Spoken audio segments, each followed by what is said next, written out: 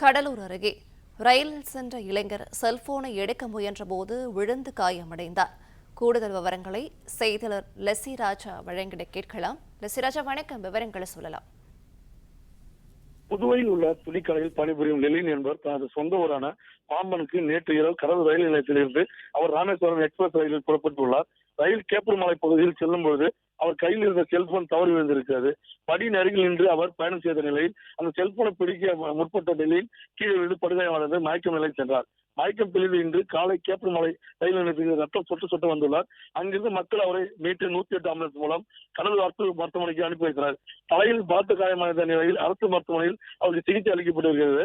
மருத்துவமனையில் போலீசார் விசாரணை மேற்கொண்ட போது தான் 10,000 ரூபாய்க்கு ஒரு மாதத்துக்கு முன்பு செல்போன் வாங்கியதாகவும் அந்த செல்போனுடன் ஊருக்கு சென்று கொண்டிருந்த போது செல்போன் தவறி விழுந்து அதனை பிடிக்க முற்பட்ட போது கீழே விழுந்து விட்டதாக தெரிவித்துள்ளார். இச்சம்பவம் அப்பகுதியில் பெரும் பரபரப்பு காணப்பட்டது.